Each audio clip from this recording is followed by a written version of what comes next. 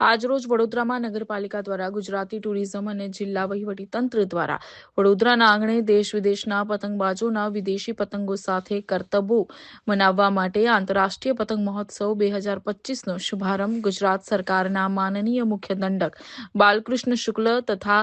Mayor Pinkiben સોનીના વરદ હસ્તે યોજવામાં આવ્યું હતું। આ પતંગ મહોત્સવમાં દેશ વિદેશથી અનેક લોકો અનેક જાતની પતંગો લઈને આવ્યા હતા। મોટી સંખ્યામાં દર્શકો પતંગ ઉત્સવ જોવા માટે આવ્યા હતા। વિવિધ પ્રકારની પતંગ આકાશમાં ઉડાવવામાં આવી હતી। આંતરરાષ્ટ્રીય પતંગ મહોત્સવ 2025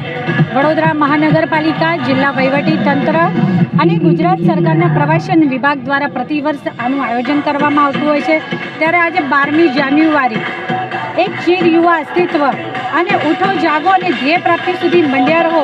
એવું સૂત્ર ભારતના યુવાનોને આપી અને ભારતના યુવાઓમાં રહેલી અપરિમિત શક્તિઓને પોતાની જ ઓળખ કરાવનાર એવા સ્વામી વિવેકાનંદજીનો જન્મદિવસ પણ છે। તો સાથે સાથે કાગળનો એક ટુકડો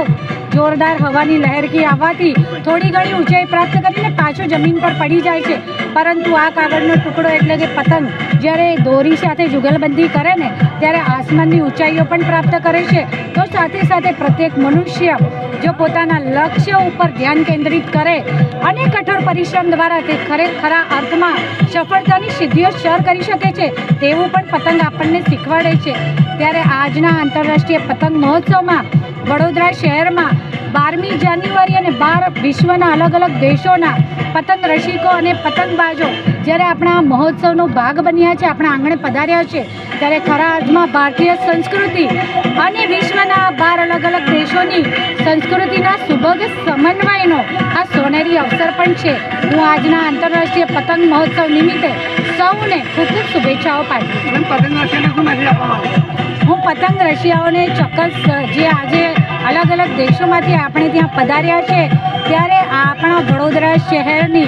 પરંપરા અને કલા અને સંસ્કૃતિની નગરીની ઓળખ એમને થાય તો સાથે સાથે સૌ સાથે મળીને જ્યારે આપણે આ પતંગ મહોત્સવનો ભાગ બન્યા છે ત્યારે હું વડોદરા શહેરના નાગરિકોને આપણે વર્ષોથી જેવી રીતે